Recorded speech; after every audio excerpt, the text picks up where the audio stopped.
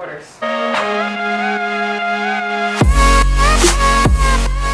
So I kind of just wanted to show you guys around a little bit of my apartment complex that I currently live in. I just wanted to like kind of explain why I'm moving out of here. Number one reason, not number one reason, you guys will just see that in-house washer dryer is not a thing. There's a many apartment complexes in LA, in the area that I live in, that don't have in-house washer dryer, nor do they have air conditioning, because that is just the way we have to live out here in LA. It's just the housing market is bad and things are expensive, blah blah blah. So that is where my laundry is. I always forget the quarters because I still have to pay for my laundry in quarters. But yeah, so here we are. It's not like the nicest of areas, you know. It's like kind of dirty, kind of old. All right, grab the quarters. But yeah, living here it's doable, it's livable, it's not bad, it's not the worst thing in the world. Obviously, I'm not really a person that's ever really needed nice things, like lived in nice places. I've lived in like a bunch of college houses and stuff, so I know what it's like to not like live luxuriously. I've actually never really lived luxuriously, so I don't really know what that's like. But either way, I'm ready to upgrade and like become an adult and actually like treat myself to having a nicer place that has in-house washer dryer I don't need a key to, that I always lose. So funny story, multiple times I've come in the the laundry room and left my keys here, and that's the door. So I used to take out these glass things, which is pretty dangerous, and like climb through this area in order to get to here. That's why some of these are probably open. People probably like lock themselves in the laundry room or out of the laundry room by accident, or forget their keys. It's really safe and nice.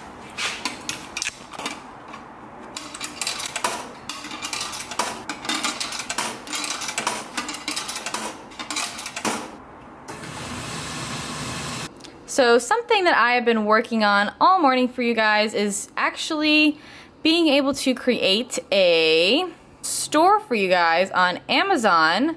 So if you go to the description box in my videos, I always have all of my links here. So I have my link to my ebook, PE Science, I have Ape Athletics, Icon Meals, all my discount codes.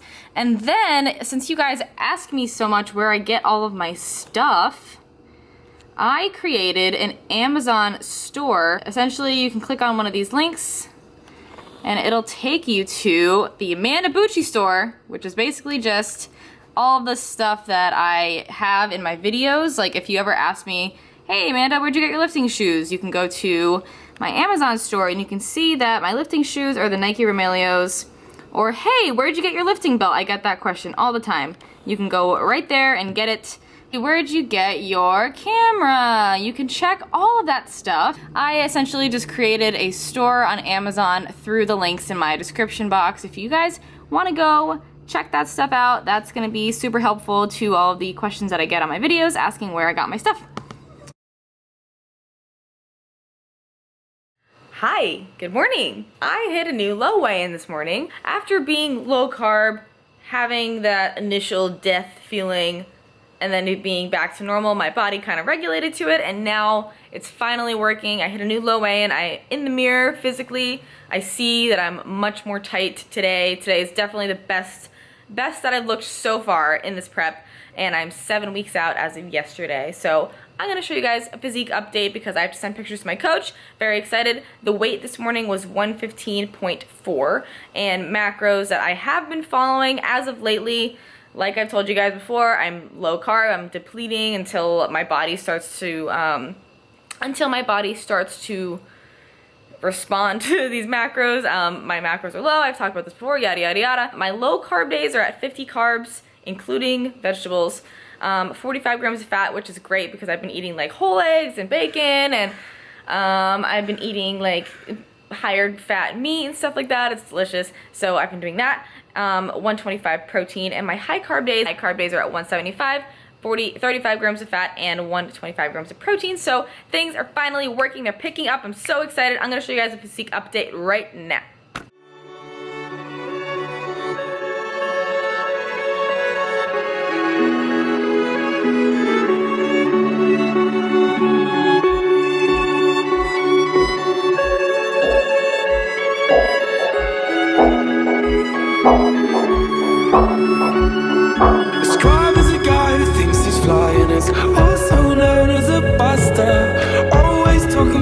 what he wants and just sits on his broke ass. Oh no, I don't want no scrub. As long as he got it, can't get no love from me. Hanging out the passenger side with his best friend's ride. Trying to holler at me. Try to holler at me.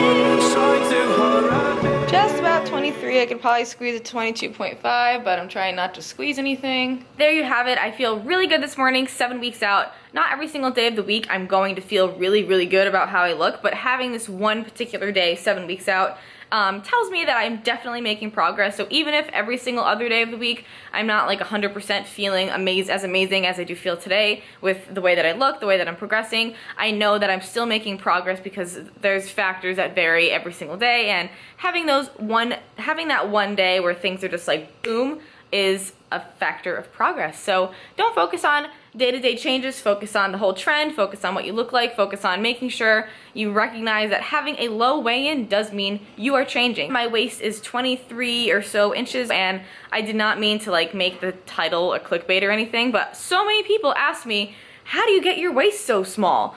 And my answer is that number one, yeah, genetically my waist might be small, but I've also spent so much time building up my lats. So if you guys ever see me do this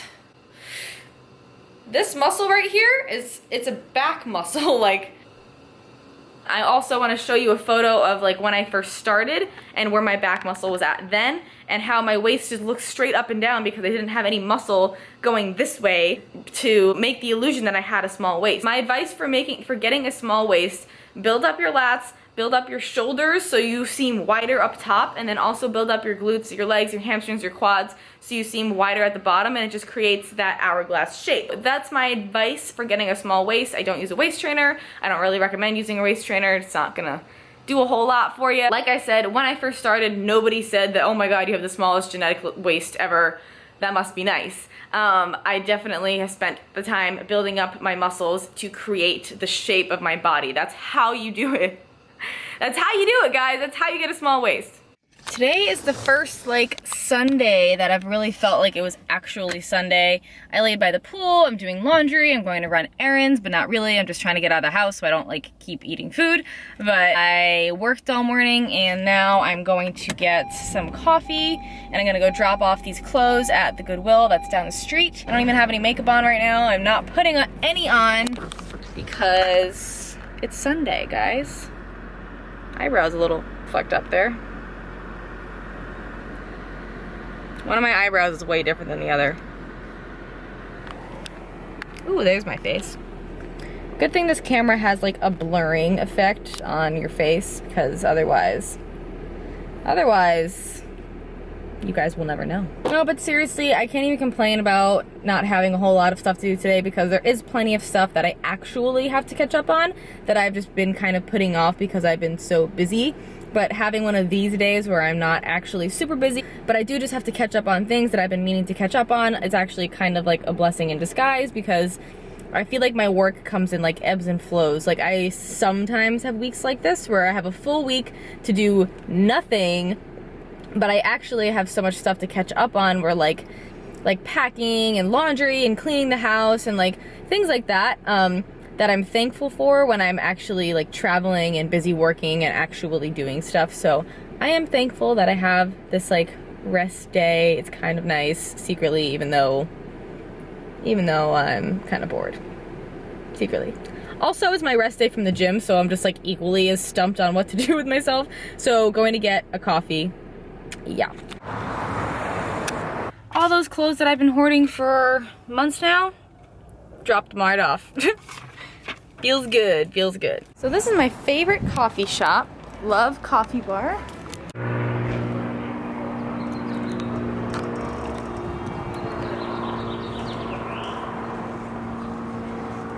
This is what I like to call the calm before the storm. So in here we have Icon Meals ground bison, some onions and peppers, some spinach, banana peppers, some pico de gallo, because this is my favorite salad topping, pico de gallo. I have some shredded lettuce in there, and then I'm gonna put some yellow mustard on here. It's like sweet with brown sugar, but it just tastes exactly like regular mustard. And then I'm also gonna put a little bit of lemon juice on here to like make it wet. Just like that. I'll probably put some salt and pepper on there as well. And then I'll chop it all up with some scissors. And this is what it looks like when you can't even tell what any of the remnants are in it. That's why I showed you guys what was in it before I chopped it up. But I like eating my salad in mini bits and pieces, so I'm gonna eat this. And like I said, this is the calm before the storm. So the Ralph's where I have to get my froyo topping is conveniently located next to where I'm getting froyo, so let's go get our topping. Oh, seriously one of my favorite smells in the world. Cinnamon bun Oreos are my #1 favorite kind, by the way. I wish they sold Oreos in like 4-packs. I know that they do somewhere in like the little snack section, but not the special kind. I can just smell these when I'm hungry. All right guys, so last meal of the day here, we have 400 grams of Angel Food Cake Menchie's with 2 Oreos on top and a little bit of Walden Farms. That would be 2 Oreos, 1 crushed up already, and then 1 in the back because I want to eat it separately. I'm going to go ahead and link the video that explains exactly how to track your froyo, exactly how I did this. So it's going to be up in the corner here or in the iCards, and I'll put it in the description box for you as well. Yes, I liked this chipped bowl, okay? That was so good. So satisfying. Seriously, so satisfying. I did kind of want to mention something that you guys might be confused about. I did take a rest day and have a high carb day at the same time. That is totally okay to do. You do not need to train in order to eat food. I typically like to tell people and my clients that you don't need to train, you don't need to exercise in order to eat food. There's plenty of people that ask me, like, do you only have to have high carb days on leg days because you're burning more calories? And no, the answer is no, not necessarily. As long as you're burning more calories within the total week. It's more so within the total week as opposed to the just one particular day. So of course my calories today, I haven't burned any calories because I've been potatoing, and I also ate more calories because I have a high carb day today. But for the course of the entire week, I'm going to be burning more calories than I was last week, because last week we adjusted macros and we adjusted cardios. I also typically feel the effects of the high carb day the day after as opposed to the day of. So today, if I trained today, it probably would have been good, but using the carbs from today in tomorrow's workout is where I feel the most energized. So I'm excited to have a good, I think I have an upper body day tomorrow. Throughout the course of the week, you're going to focus on a net caloric deficit as opposed to just like a day-to-day basis caloric deficit, if that makes any sense. But I just wanted to quickly explain that to you guys. But we're gonna have a good day tomorrow. We're gonna have a good week this week. We're gonna make sure everything goes smoothly and do what we can to stay positive throughout the entire week. So I will catch you guys in the next video. Thank you so much for watching.